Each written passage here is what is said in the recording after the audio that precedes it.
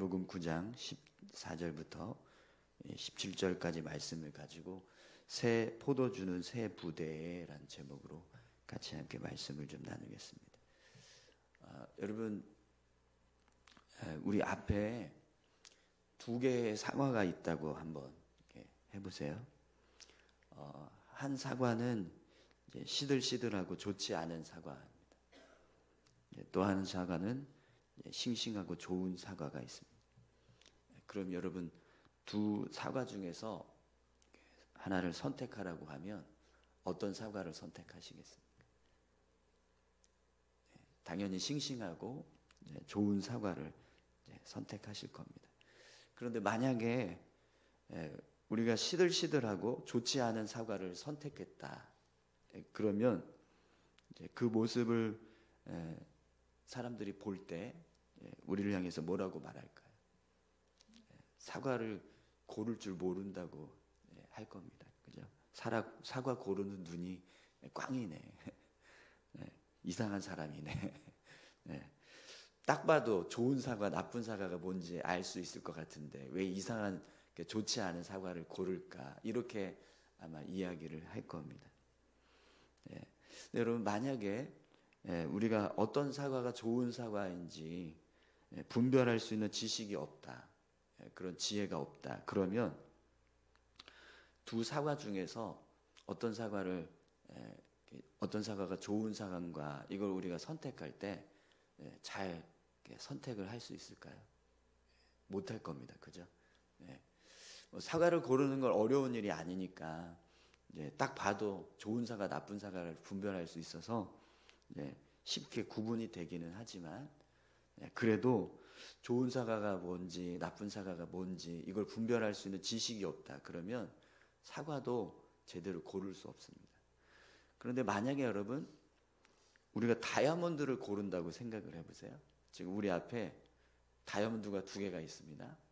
근데 이 두 개의 다이아몬드 중에서 어떤 다이아몬드가 우리에게 더 좋은 다이아몬드인가, 이걸 우리에게 고르라고 하면 여러분, 고르실 수 있으시겠습니까? 없을 거예요. 그죠? 어떤 다이아몬드가 좋은 다이아몬드인가 지식이 없으면 잘 고를 수 없습니다. 여러분, 오늘 본문의 내용이요, 그런 의미를 담고 있습니다. 무엇이 좋은 것인가, 무엇이 우리에게 더 유익한 것인가, 이것을 분별할 수 있는 지식이나 지혜가 있어야 우리에게 더 좋은 것을 선택할 수 있는데, 그런 지식이나 지혜가 없으면 우리에게 더 좋은 것이 무엇인지를 제대로 알지 못하고 선택하지 못하게 되는 그런 일이 일어날 수 있다라는 것을 오늘 말씀을 통해서 우리에게 알려주고 있습니다. 오늘 본문을 보시면 요한의 제자들이 예수님에게 이런 이야기를 합니다. 14절 15절 말씀 함께 보겠습니다. 그때 요한의 제자들이 예수께 나와 이르되 우리와 바리새인들은 금식하는데 어찌하여 당신의 제자들은 금식하지 아니하나이까? 예수께서 그들에게 이르시되 혼인집 손님들이 신랑과 함께 있을 동안에 슬퍼할 수 있느냐? 그러나 신랑을 빼앗길 날이 이르리니 그때에는 금식을 할 것이니라. 아멘. 여러분, 본문을 보시면 요한의 제자들이 예수님께 왜 우리와 바리새인들은 금식하고 있는데 당신의 제자들은 금식하지 않습니까? 이런 말을 하고 있는데요. 이 말을 하고 있는 이유가 있습니다. 지금 이 말을 하는 이 요한의 제자들이 이런 말을 하고 있던 시기가 유대교 전통에 의해서 금식을 해야 하는 시기였어요. 그러니까 모든 사람들이 다 그 전통에 따라서 금식을 하고 있는데 예수님의 제자들만 금식을 하고 있지 않았던 거예요. 그러니까 요한의 제자들이 볼 때는 다 금식하는데 예수님의 제자들만 금식하지 않으니까 이상하게 보일 수밖에 없었던 겁니다. 그래서 예수님께 왜 사람들은 다 지금 이 금식하는 기간이 되어서 금식하고 있는데 당신의 제자들만 금식하지 않습니까? 이렇게 이제 질문을 했던 거예요. 여러분, 금식하는 건 굉장히 좋은 일입니다. 그죠? 예. 경건을 위해서 또 우리가 하나님 앞에 어떤 이제 기도 제목이 있어서 간절하게 기도할 때 금식하면서 기도하는 모습은 정말 우리 신앙에 있어서 유익한 그런 모습이 될 겁니다. 그래서 오늘 본문에 보면 요한의 제자들도 그런 의도로 예수님께 당신의 제자들은 왜 이렇게 우리 경건을 위해서 힘쓰고 있는데 당신의 제자들만 그런 경건을 이루는 일에 대해서 힘쓰지 않고 있느냐. 그렇게 이제 생각하면서 이야기를 한 거예요. 여러분, 금식의 어떤 의미들을 생각한다면 지금 요한의 제자들이 예수님을 향해서 왜 당신의 제자들은 금식하지 않습니까? 라고 말하고 있는 이 말이 분명히 합당한 어떤 이야기라고 생각할 수 있습니다. 그죠? 다 금식하는데, 다 경건을 위해서 힘쓰고 있는데 예수님의 제자들만 그 모습이 아닌 거예요. 다 막 이렇게 거룩한 모습으로 지금 막 금식하면서 열심히 경건을 지키려고 하는 가운데 막 예수님의 제자들이라면 더 금식을 하고 더 열심히 경건을 이루어야 될 사람들이 막 놀고 먹고 있으니까 그 모습을 볼 때 요한의 제자들은 이해가 되지 않았던 거죠. 그런데 예수님께서 요한의 제자들을 향해서 뭐라고 말씀을 하십니까? 혼인집 손님들이 신랑과 함께 있을 동안에 슬퍼할 수 있느냐? 그러나 신랑을 빼앗길 날이 이르리니 그때에는 금식할 것이니라. 이렇게 말씀을 하십니다. 여러분, 지금 이 예수님의 제자들이 신랑을 맞이하고 있는 혼인집에 손님과 같은 이제 상황이 되고 있다. 이렇게 말씀을 지금 예수님께서 하고 계시거든요. 그래서 지금 이제 예수님의 제자들은 이제 금식하지 않고 신랑을 맞이하는 것처럼 그렇게 음식을 먹고 있는 거다. 그런 이야기를 지금 합니다. 그러나 언젠가는 신랑을 빼앗기게 되는 날이 올 텐데 그때는 정말 금식을 해야 할 날이 될 거다. 이런 이제 말씀을 예수님께서 하고 계신데요. 여러분, 예수님께서 하시는 이 이야기에 나오는 사람들 중에서 혼인집 신랑은 누구를 지금 의미하는 거죠? 예수님 자신을 이야기하는 거예요. 그죠? 그리고 혼인집 손님, 신랑을 맞이하는 손님은 누굽니까? 바로 예수님의 제자들을 말합니다. 그러니까 예수님은 지금 예수님과 함께하고 있는 제자들이 금식할 상황이 아니라 이렇게 예수님을 정성껏 맞이하고 또 예수님과 함께 기쁨의 교제를 이루어야 할 그런 상황이라는 거예요. 그래서 지금 금식 안 하고 나와 함께 같이 이렇게 먹고 있는 거다. 즐기고 있는 거다. 이렇게 말씀하고 계시는 거죠. 그럼 여러분, 한번 예수님의 이야기를 한번 생각해 보십시오. 지금 금식하는 절기예요. 금식을 해야 되는 시기입니다. 그런데 결혼잔치가 벌어졌어요. 그러면 그 결혼잔치를 하는 사람들은 금식을 해야 될까요? 말아야 될까요? 당연히 금식하면 안 되죠. 지금 혼인잔치가 벌어졌는데 어떻게 금식을 합니까? 그죠? 신랑 맞이할 잔치를 베풀고 막 기쁘게 막 잔치를 해야죠. 그러면 누구의 말이 지금 옳은 거예요? 요한의 제자들의 말이 옳습니까? 예수님의 말이 옳습니까? 금식하는 절기이니까 금식을 해야지 왜 금식하지 않습니까? 맞죠. 맞는 말입니다. 근데 혼인잔치를 베푼다? 그럼 말이 달라져요. 아무리 금식하는 절기라고 해도 혼인잔치가 있는 집은 금식하면 안 됩니다. 잔치를 베풀어야 맞죠. 그럼 누구의 말이 맞는 거예요? 예수님의 말이 맞는 거예요. 그죠? 그런데 예수님의 이 이야기를 들은 요한의 제자들이 예수님의 이야기가 맞다, 합당하다, 옳다 이렇게 인정을 해야 하려면 한 가지 지혜가 필요합니다. 지식이 필요해요. 예수님이 그러면 신랑이 맞냐? 혼인집에 신랑이 맞냐? 예수님의 제자들이 혼인집 신랑을 맞이하는 손님들이 되는 게 맞냐? 이걸 깨달아야 돼. 그죠? 그걸 깨닫지 못하면 무슨 소리냐? 지금 무슨 당신들이 혼인집이냐? 뭐 혼인잔치를 베풀고 있냐? 금식해야지 무슨 소리 하는 거냐? 이상한 소리 하지 마라. 이렇게 될 겁니다. 그런데 예수님이 정말 신랑이라는 것에 대해서 요한의 제자들이 예수님이 신랑 되시지? 이걸 깨달으면 예수님의 이야기가 이해가 되는 거예요. 그런데 그걸 깨닫지 못한다. 그러면 이제 예수님의 이야기는요 받아들여지지 않을 겁니다. 아니 지금 금식을 해야 되는 상황인데 금식하는 것보다 더 중요한 게 뭐가 있냐? 예수님과 함께하는 게 그렇게 중요하냐? 금식을 파하면서까지 예수님과 함께하고 예수님과 동행하고 있는 이 모습이 정말 중요하냐? 이거에 대한 깨달음이 없어버리면 예수님의 이야기는요 요한의 제자들에게는 이해가 되지 않는 겁니다. 그럼 여러분 예수님 혼인잔치에 신랑이 맞나요? 어떠십니까? 우리는 깨달았잖아요. 신랑이라는 걸 깨달았습니다. 그죠? 네. 그리고 제자들은 신랑을 맞이해야 될 손님들이 되고 있다는 걸 우리는 알고 있습니다. 그런데 여러분 요한의 제자들도 사실은 그걸 알고 있었어요. 요한의 제자들도 예수님께서 이 이야기를 하셨을 때 맞다. 이런 깨달음이 있었을 겁니다.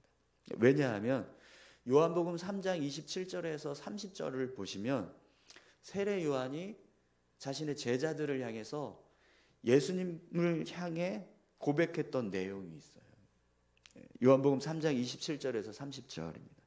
요한이 대답하여 이르되 만일 하늘에서 주신 바 아니면 사람이 아무것도 받을 수 없느니라.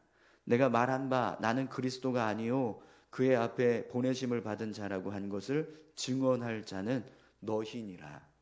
신부를 취하는 자는 신랑이나 서서 신랑의 음성을 듣는 친구가 크게 기뻐하나니 나는 이러한 기쁨으로 충만하였노라. 그는 흥하여야 하겠고 나는 쇠하여야 하리라 하니라. 아멘.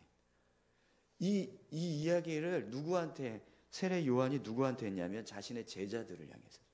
그리고 이 말을 누구를 보면서 얘기했냐면 예수님을 보면서 이야기해요. 세례 요한의 제자들이 예수님께서 세례 베푸는 걸 보고 세례 요한에게 달려가서 스님 지금 당신에게 세례 받았던 사람이 저기서 세례를 베풀고 있어요. 어떻게 된 겁니까? 저거 그냥 내비둬도 됩니까? 그랬더니 세례 요한이 그 제자들을 향해서 이렇게 이야기를 한 거예요. 그는 흥하여야 하겠고 나는 쇠하여야 하리라. 그분이 신랑이시다. 나는 그분을 맞이하는 친구야. 나는 지금 그분을 맞이하는 것 때문에 기쁨으로 충만해 있다. 이렇게 고백을 했어요. 그러니까 지금 세례 요한을 통해서 세례 요한의 제자들은 예수님이 신랑 되신다는 걸 들었어요. 그분이 바로 우리가 기다리던 그리스도 메시아시다. 이걸 들었단 말이에요. 그는 흥하여야 하겠고 나는 쇠하여야 하리라 라고 세례 요한이 고백할 정도로 예수님은 중요하신 분이다. 이걸 이미 세례 요한의 제자들은 알고 있었다라는 겁니다. 세례 요한의 제자들이 예수님 누구신가, 어떤 분이신가, 그분과 함께 한다는 것이 어떤 의미인가, 이걸 세례 요한을 통해서 이미 알고 있었다라는 거예요. 그래서 오늘 본문에서 예수님이요 혼인집 신랑의 이야기를 하는 순간 세례 요한의 제자들은 세례 요한의 이야기가 떠올랐을 거예요. 맞다.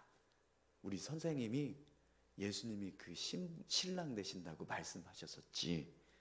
그게 떠올라졌을 거라는 거죠. 그래서 예수님께서 말씀하시는 이야기를 들었을 때 그들은 이게 무슨 이야기인지 어떤 의미인지 충분히 이해했을 겁니다. 아, 맞습니다. 예수님 금식의 주인 되시죠. 그런 예수님과 함께하고 있는 제자들이 금식을 하지 않고 있는 이유는 분명 합당합니다. 지금 예수님을 맞이하고 있는데 왜 금식을 합니까? 금식의 주인 되시는 그 예수님과 함께 교제하는 것이 더 중요하지요. 이렇게 생각하게 되는 거예요. 여러분, 예수님이 누구신가? 예수님이 어떤 분이신가? 예수님과 함께 한다는 것이 어떤 의미인가? 그걸 제대로 깨달은 사람은요, 예수님과 함께 하는 것보다 중요한 일은 없을 겁니다. 예수님을 그리스도라고 고백하는 사람은 예수님과 교제하는 것보다 더 기쁜 일은 없을 거예요. 자, 그래서 예수님께서 지금 세례 요한의 제자들에게 신랑을 맞이하는 손님의 비유를 가지고 이야기를 통해서 예수님과 제자들의 모습을 지금 설명을 한 겁니다. 분명히 이 이야기를 들었을 때 세례 요한의 제자들은 이해가 됐을 거예요. 납득했을 거예요. 맞다. 이러면서 수긍을 했을 거라는 거예요. 자, 그런데 그러면 한 가지 의문이 듭니다. 왜 세례 요한의 제자들은 이미 세례 요한으로부터 예수님이 누구신가에 대한 이야기를 들었어요. 예수님이 어떤 분이신지 알고 있단 말이죠.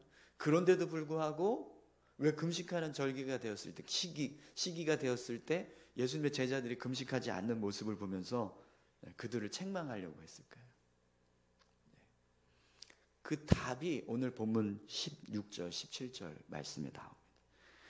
생배 조각을 낡은 옷에 붙이는 자가 없나니 이는 기운 것이 그 옷을 당기어 헤어짐이 더하게 되며 새 포도주를 낡은 가죽 부대에 넣지 아니하나니 그렇게 하면 부대가 터져 포도주도 쏟아지고 부대도 버리게 됨이라.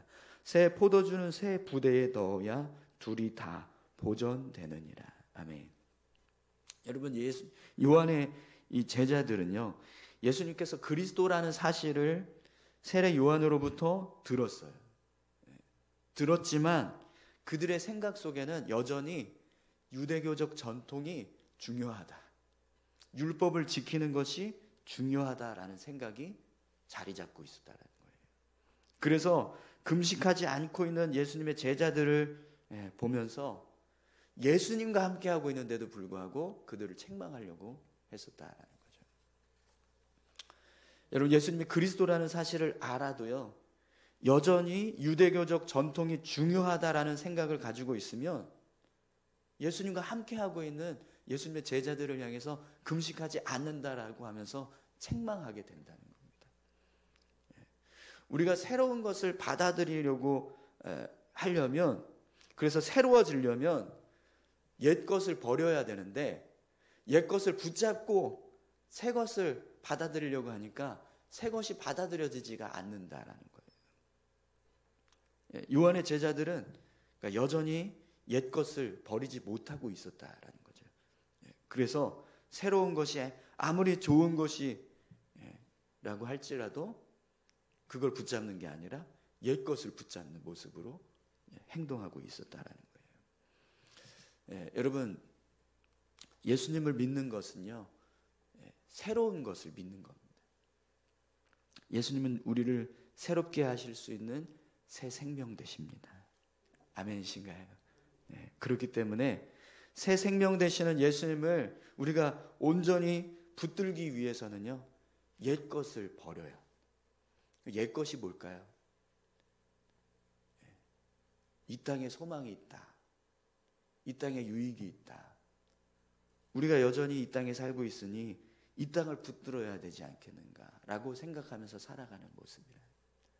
근데 예수님께서 생명 되신다는 것을 우리가 알았다면 우리는 더 이상 이 땅에 소망을 두는 게 아니라 예수님께 소망을 두고 예수님을 붙잡기 위해서 힘써야 됩니다.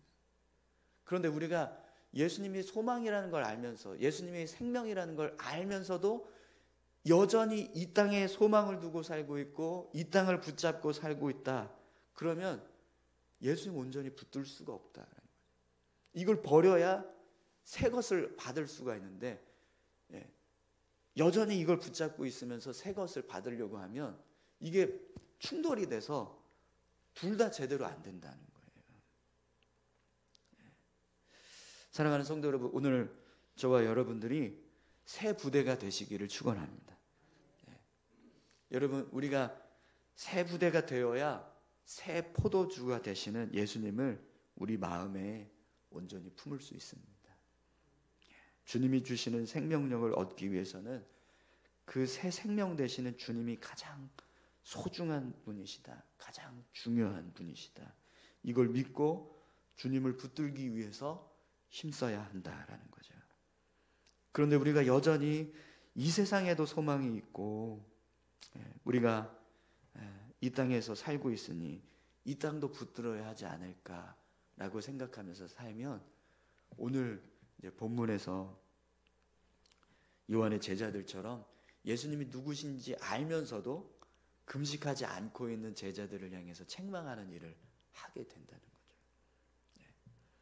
금식도 중요하지 않냐, 이렇게 돼버린다는 거예요. 오늘 저와 여러분들이 새 포도주를 담을 수 있는 새 부대가 되실 수 있기를 소망합니다. 우리 같이 함께 기도하실까요?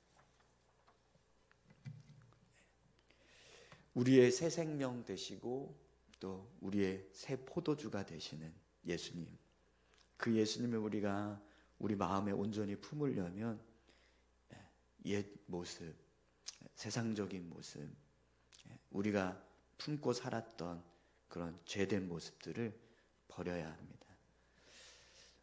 주님, 오늘 우리의 마음 가운데 혹시라도 세례 요한의 제자들처럼 여전히 이 땅에 소망을 두고 있고 이 땅의 가치를 중요하게 생각하면서 살고 있는 그런 모습은 없는지 다시 한번 돌아보길 원합니다. 그런 것들이 있다면 주님 다 내려놓게 하시고 버리게 하시고 새 것 되시는 우리 주님을 붙잡을 수 있게 주님 도와주십시오. 주님과 함께하고 있는 것이 금식하는 것보다 훨씬 더 중요한 일이고 훨씬 더 소중한 일이다라고 하는 깨달음이 우리 안에 있게 하셔서 주님이 내 안에 계시는 것이 가장 중요합니다, 이렇게 믿음으로 고백하면서 살아갈 수 있는 우리 모두가 되게 해달라고 우리 다 같이 함께 기도하시겠습니다. 아버지 하나님, 감사합니다. 우리의 마음과 심령에 주님 이 땅에 소망을 두고 살았던 모든